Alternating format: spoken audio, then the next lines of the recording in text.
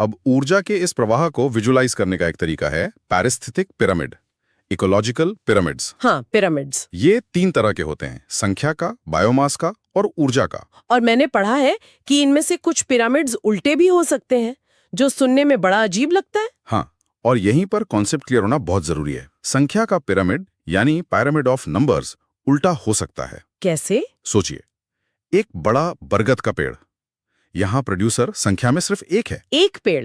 हाँ, लेकिन उस पर हजारों कीड़े, सैकड़ों पक्षी रहते हैं, तो पिरामिड का बेस छोटा और ऊपर का हिस्सा बड़ा हो गया।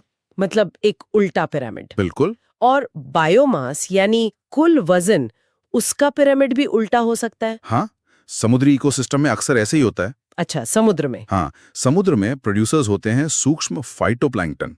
उनका जीवन काल कुछ ही दिनों का होता है और वो बहुत तेजी से बनते और खत्म होते हैं। ठीक है।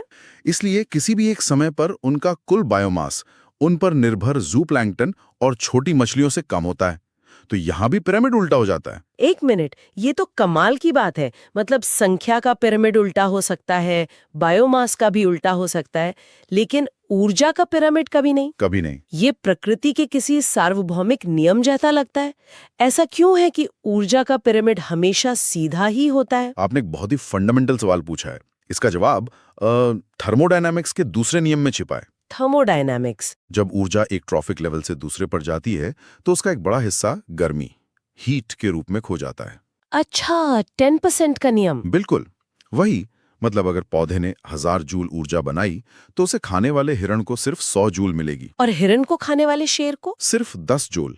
90% ऊर्जा हर कदम पर खर्च हो जाती है। हर कदम पर? ये 10% का नियम सिर्फ एक आंकड़ा नहीं है, ये इकोसिस्टम की पूरी संरचना को तय करता है।